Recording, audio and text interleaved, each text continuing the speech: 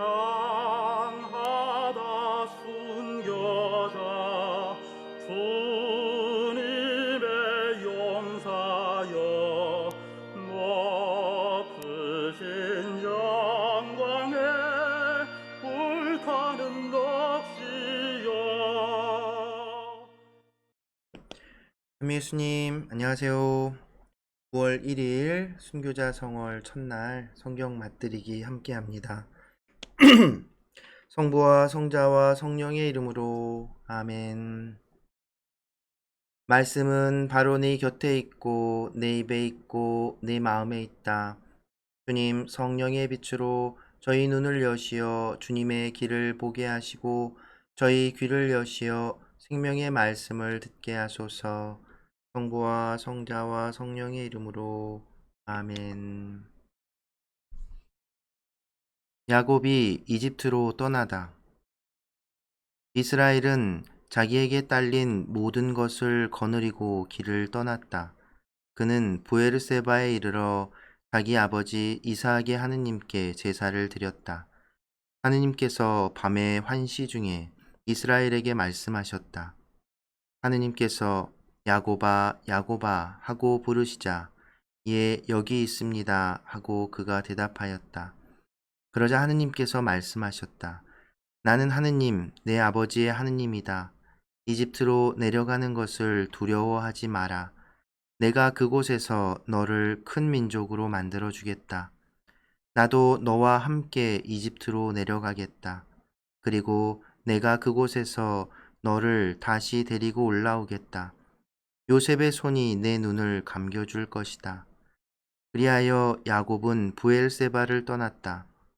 이스라엘의 아들들은 아버지를 태워오라고 파라오가 보낸 수레들에 아버지 야곱과 아이들과 아내들을 태웠다.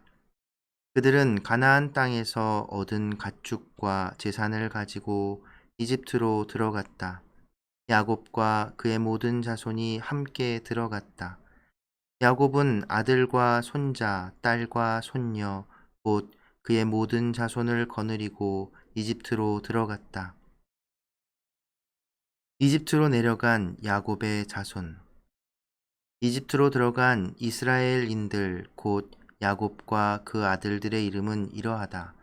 야곱의 맏아들은 루우벤이고 루우벤의 아들은 한옥, 팔루, 헤츠론, 카르미이다.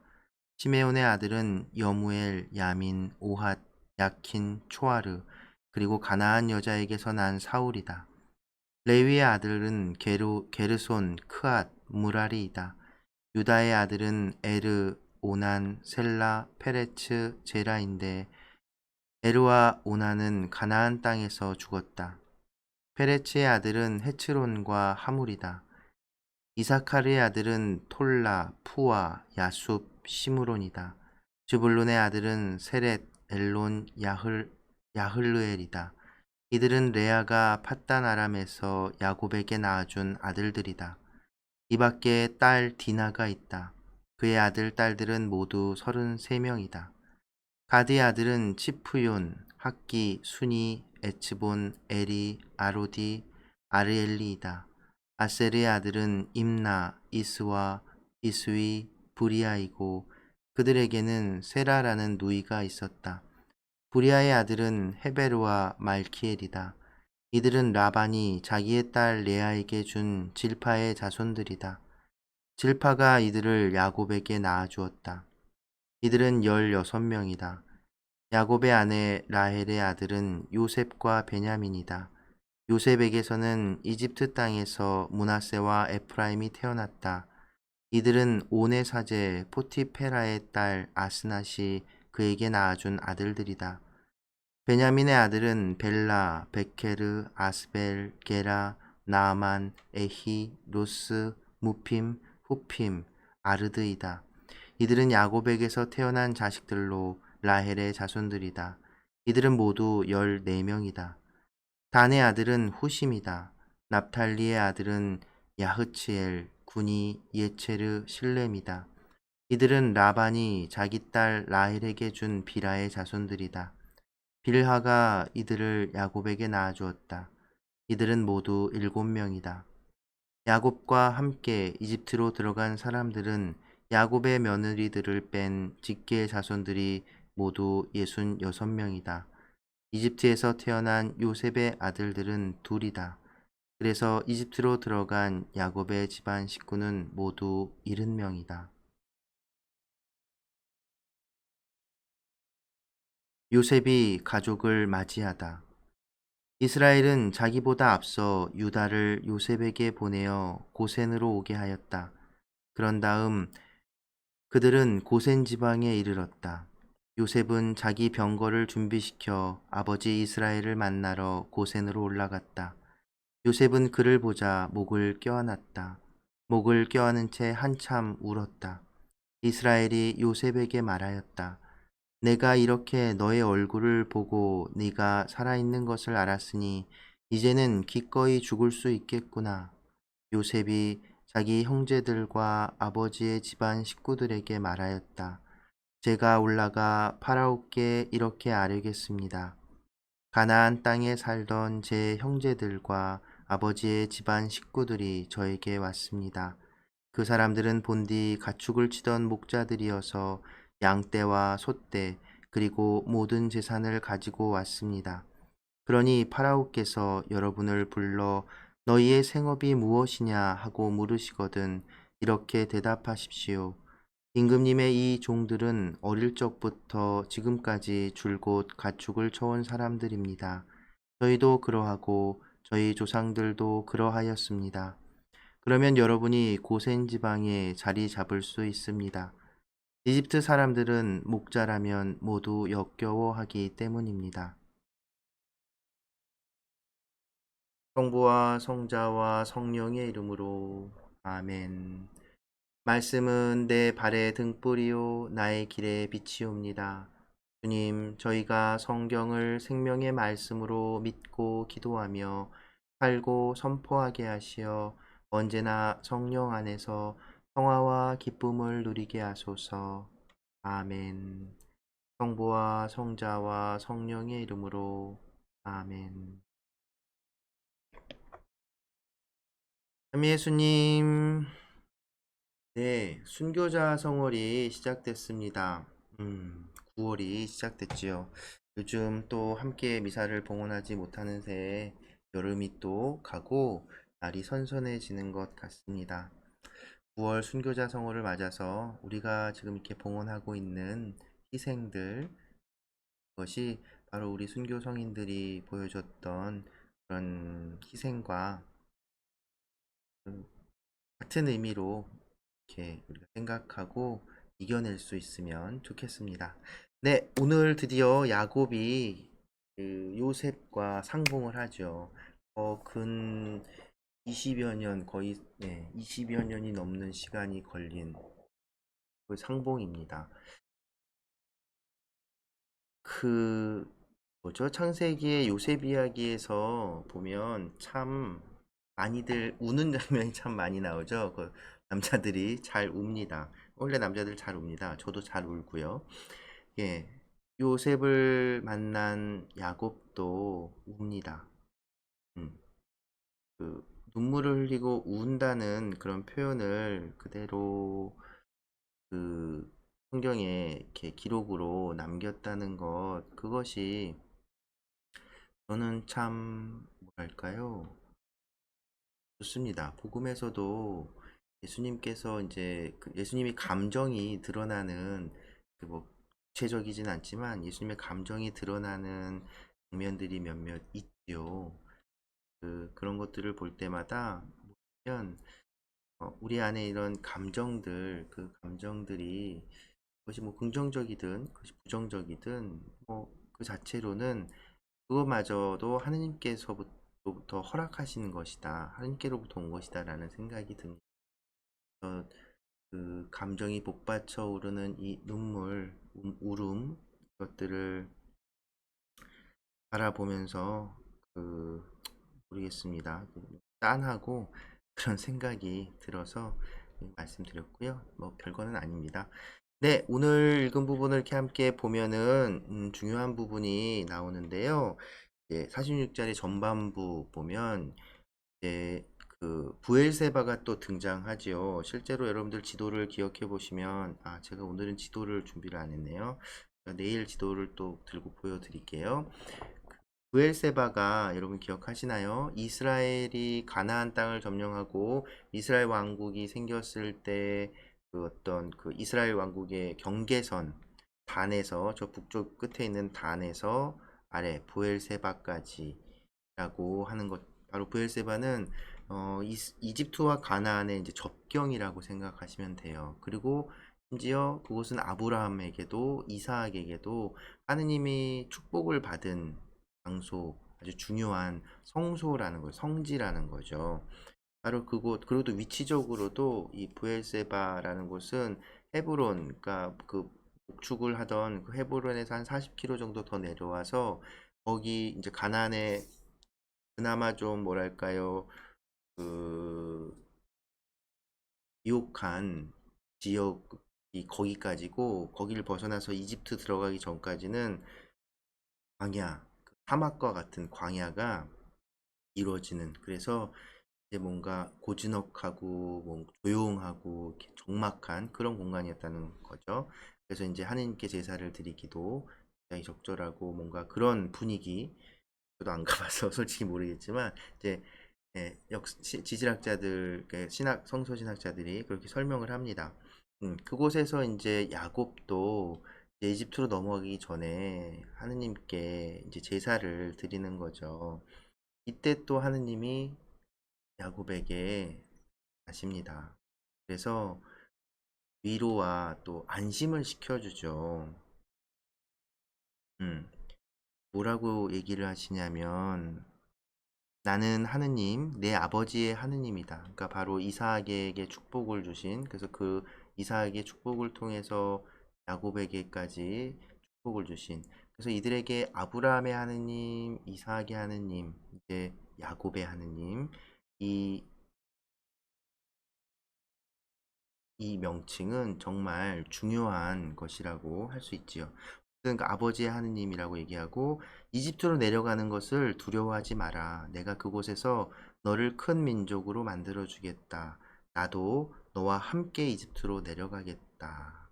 그리고 내가 그곳에서 너를 다시 데리고 올라오겠다. 요셉의 손이 내 눈을 감겨줄 것이다. 또 약속을 해주는 겁니다.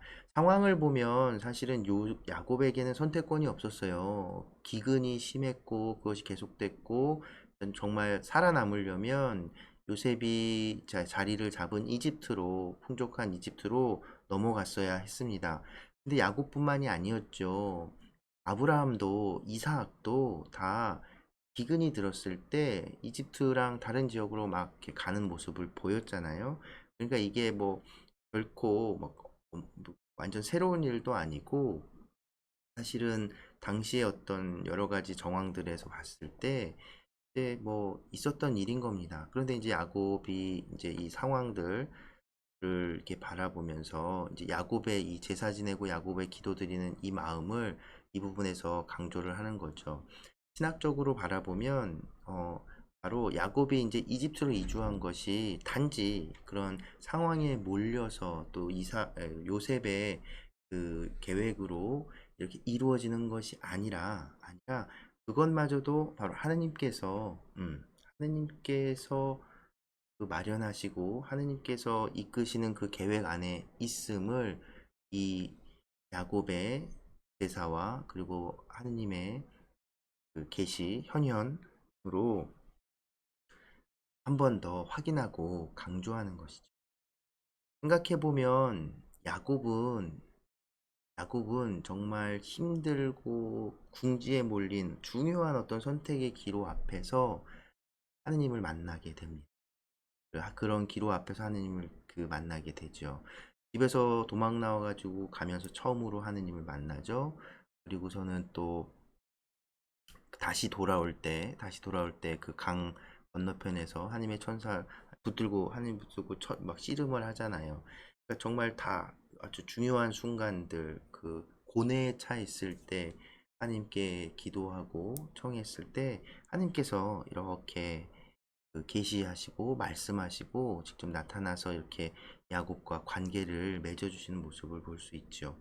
그런데 생각해 보면 요셉과는 또 완전 다르죠. 요셉에게는 하느님이 이런 직접적인 계시, 그냥 아니면 꿈을 통해서라도 무언가 직접적으로 전달해 주는 적이 한 번도 없었어요. 왜 그랬을까요? 야곱을 편애해서? 아니겠죠. 네, 요셉은 야곱보다도 더 하느님을 알았던 겁니다.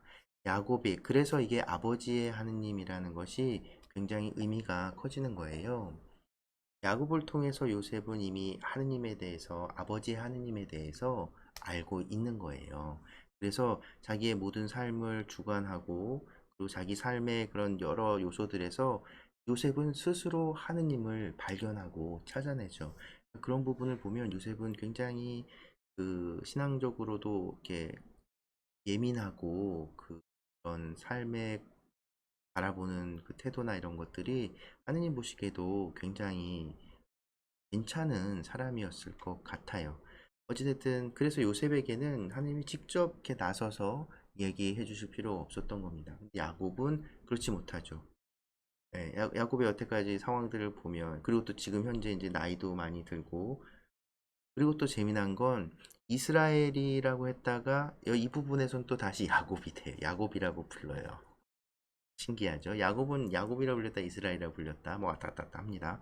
제사를 지낸다고 할 그때까지만 해도 이스라엘이라고 시작은 이스라엘인데 하느님이 다시 부르는데 하느님도 야곱이라고 부르죠.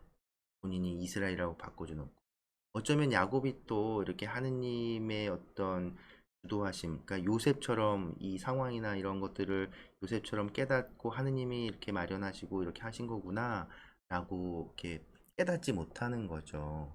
요셉과 좀 다른 모습인 거죠. 그런데 그럼에도 불구하고 그러니까 하느님께서 야곱에게는 직접 얘기하시는 거죠. 이런 부분을 보면은 우리에게도 하느님께서 우리 각자에게 필요한 방법으로 또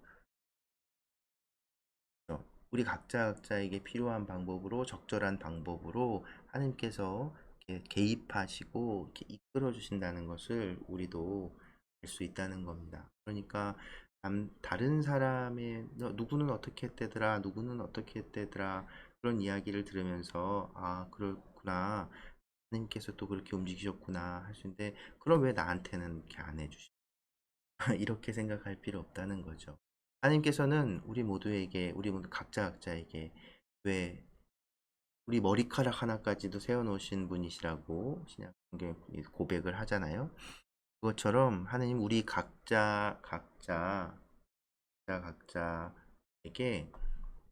알맞은 방법으로, 적절한 방법으로 나타나시고 개입하시고 당신 은총을 주신다는 것, 그것을 우리가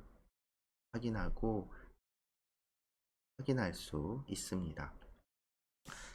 네, 오늘 46장에서는 그 부분, 이 야곱의 제사와 이 부분이 가장 중요한 것 같고요. 그러고 나선 또 족보가 나오죠. 그 구약 창세기, 특히 창세기에서 구약 전체에서 전반적으로 중요한 어떤 전환점이 되는 순간에 이제 족보가 나옵니다. 여기서 족보가 왜 나왔을까요? 이제 창세기를 마무리하고 탈출기를 준비하는 이제 시간이 됐기 때문입니다. 이제 야곱의 세대가 그리고 요셉에서 훌쩍 뛰어넘어서 400여 년 후 이스라엘 민족. 그래서 그리고 이제 이 족보는 이제 드디어 야곱이 이스라엘 한 개인 만이 아니라 이스라엘이라는 민족 하나의 민족으로 이루게 되는 그 시작을 알리는 점이고 그래서 이제 이런 족보들을 사용하는 걸 좋아하는 건 사제계 작가라고 이름 붙여진 사제계 저자들이 이제 이런 족보를 계속해서 삽입을 하는 거죠. 그 의미를 실어서. 그래서 여기에서 이제 야곱 집안의 식구를 모두 70명이라고 하는데요. 이것은 7과 10이라는 완전한 숫자를 곱한 숫자라고 해서 정말 이제 이스라엘이 한 민족으로서의 완전성을 가지게 되었다라는 것을 이제 상징적으로 보여주기 위해서 이런 족보들이 나타난 것이라고 합니다. 이 70이라는 숫자가 또 언제 나오냐면 여러분 기억해 보시면 노아의 아들들의 족보들에서도 셈과 함과 야펫의 족보에서도 70이라는 숫자가 나타나거든요. 근데 또 재미난 건 이 족보를 또 보면 오늘도 좀 길어지네요. 그래도 이 족보를 보면 이제 이 70명이라고 했잖아요. 근데 진짜 뭐 막 솔직히 뭐 말씀드리면 막 억지로 껴 맞춘 느낌 막 들어요.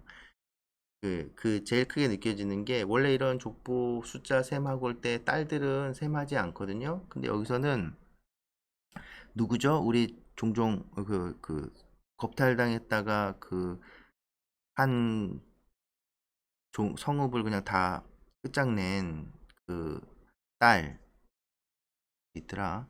아, 이름이 갑자기 생각이 안 나네. 디나였나? 아, 레아가 낳아준 아들들이고, 딸 디나, 15절에 딸 디나까지도 여기 포함시키거든요. 그렇게 해서 가나안 땅에서 이집트로 들어간 사람들이, 딸들이 몇 명이냐면, 66명, 66명을 맞추는 겁니다. 그러면 이제 4명, 나머지 4명은 어떻게 되느냐? 요셉. 그러니까 이 66명은 또 부인들을 다 뺀 거거든요. 그래서 거기에 요셉, 그리고 요셉의 아들 둘, 그럼 3명이죠. 그 한 명은 누구? 야곱. 이렇게 해서 70명을 채우는 겁니다. 70이라는 숫자를 이렇게 맞추고자, 뭐, 이렇게 얘기하는 건 좀 조심스러운데요. 맞추려고 하는 의도는 분명히 가지고 있었을 것이라 학자들은 이제 판단, 생각, 추측을 하는 것이고, 그리고 또 실제로 그렇게 그 집안이 이렇게 70명이라는 숫자가 맞춰졌어 라고 말할 수도 있는 것이고요. 어쨌든 70이라는 숫자가 가진 이 유대인들에게, 이스라엘 사람들에게 가진 그 상징성, 완전성, 그것이 이제 이루어졌다라는 것이 이 족보를 통해서 드러나는 것, 보여주고자 하는 것이라고 말할 수 있겠습니다. 네, 그럼 오늘은 이 정도까지로 마무리하고요. 이제 얼마 안 남았습니다. 창세기가 얼마 안 남았으니까 또 천천히 이렇게 나가고, 이 46장부터 이제 50장까지 창세기의 마지막 부분은 이제 탈출기를 염두에 두면서 읽어 나가시면 좋아요. 왜냐면 이제 이 이야기가 요셉 이야기 자체가 성조들의 이야기, 성조사에서 마지막에 등장하는 이 요셉의 이야기가 사실은 이제 탈출기, 원래는 이제 탈출기가 먼저 있었죠. 탈출기를 이제 창조 이야기와 연결하기 위한 어떤 발판으로서의 역할을 하기 때문에 이제 46장부터 50장까지는 창세기에서 탈출기로 넘어가는 어떤 그런 과정의 그 모습, 그런 역할들을 해주는 내용들이 있다고 볼 수 있으면 보시면 되겠습니다. 네, 오늘도 함께 해주셔서 감사합니다.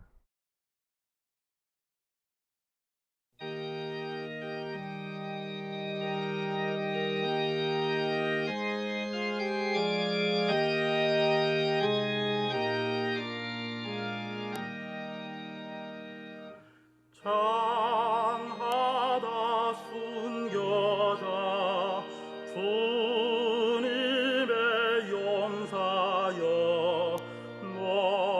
높으신 영광에 불타는 넋이여 발 아래 쓰러져 객골은 없어도 푸르른 그 중절 찬란히 살았네 무궁화 머리마다 영롱한 순교자여 승리의 빛난 보람 우리에게 주옵소서.